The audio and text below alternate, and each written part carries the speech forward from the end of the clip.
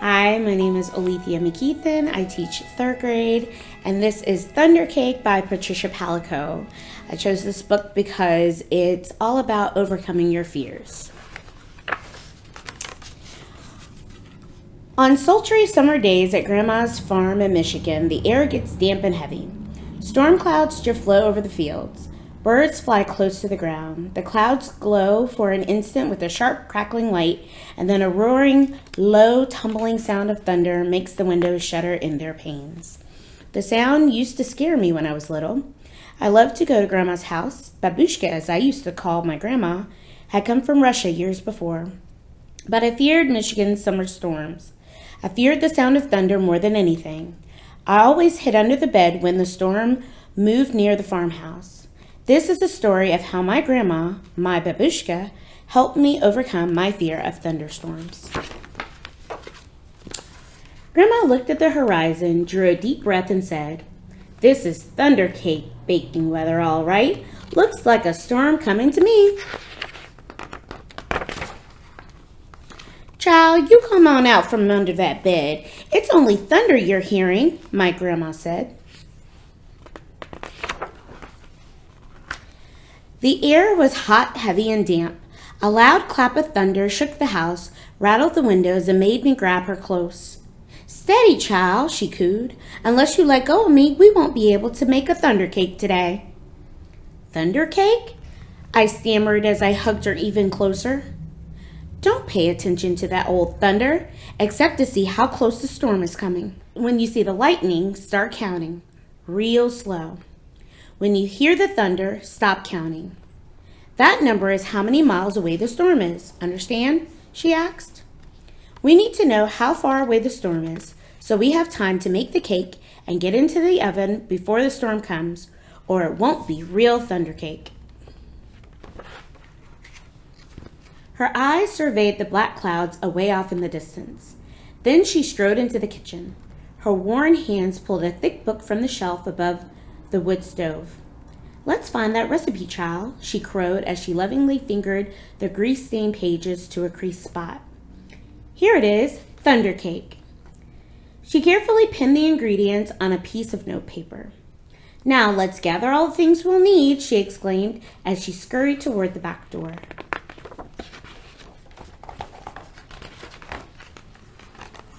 We were by the barn door when a huge bolt of lightning flashed. I started counting like Grandma told me to.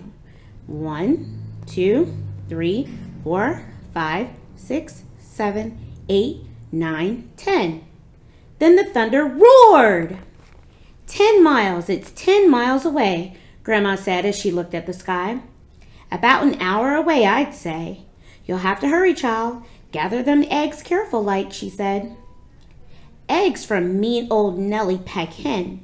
I was scared. I knew she would try to peck me. "I'm here. She won't hurt you. Just get them eggs," Grandma said softly. The lightning flashed again. 1, 2, 3, 4, 5, 6, 7, 8, 9, I counted. 9 miles, Grandma reminded me. Milk was next. Milk from old Kick Cow. As Grandma milked her, Kick Cow turned and looked mean right at me. I was scared. She looked so big. Zip went the lightning. 1, 2, 3, 4, 5, 6, 7, 8, I counted. Boom went the thunder. 8 miles, child, Grandma croaked. Now we have to get chocolate and sugar and flour from the dry shed.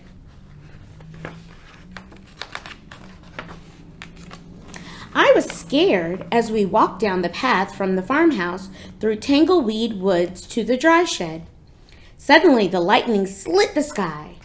1, 2, 3, 4, 5, 6, 7, I counted. Boom, boom, boom, crashed the thunder. It scared me a lot, but I kept walking with Grandma. Another jagged edge of lightning flashed as I crept into the dry shed. 1, 2, 3, 4, 5, 6, I counted. Crackle, crackle, boom, kaboom! The lightning bellowed. It was dark and I was scared. I'm here, child, Grandma said softly from the doorway. Hurry now, we haven't got much time. We've got everything but the secret ingredient.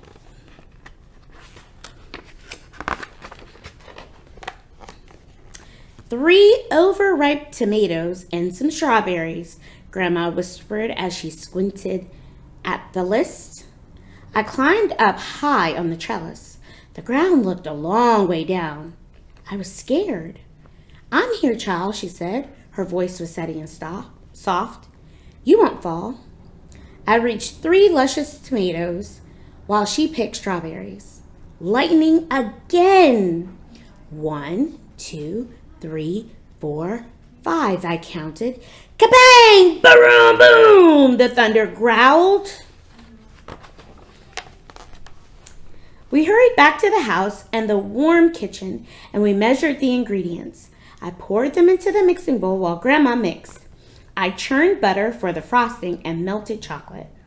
Finally, we poured the batter into the cake pans and put them into the oven together. Lightning lit the kitchen.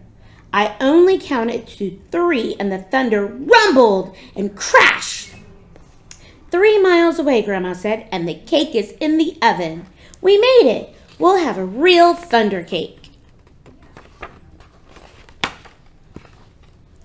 As we waited for the cake, Grandma looked out the window for a long time.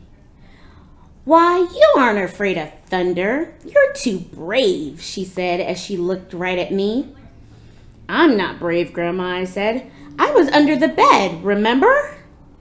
But you got out from under it, she answered. And you got eggs from mean old Nellie Peckhen. You got milk from old Kick Cow. You went through Tangleweed Woods to the dry shed. You climbed the trellis in the barnyard.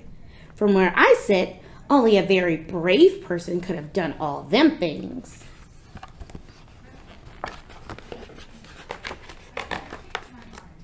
I thought and thought as the storm rumbled closer. She was right. I was brave. Brave people can't be afraid of a sound, child, she said, as we spread out the tablecloth and set the table. When we were done, we hurried into the kitchen to take the cake out of the oven. After the cake had cooled, we frosted it. Just then, the lightning flashed, and this time it lit the whole sky. Even before the last flash had faded, the thunder rolled, boomed, crashed, and boomed just above us. The storm was here. Perfect, Grandma cooed, just perfect. She beamed as she added the last strawberry to the glistening chocolate frosting on top of our thunder cake. As rain poured down on our roof, Grandma cut a wedge for each of us. She poured us steaming cups of tea from the samovar. When the thunder roared above us so hard it shook the windows and rattled the dishes in the cupboards, we just smiled and ate our thunder cake. From that time on, I never feared the voice of thunder again. The end.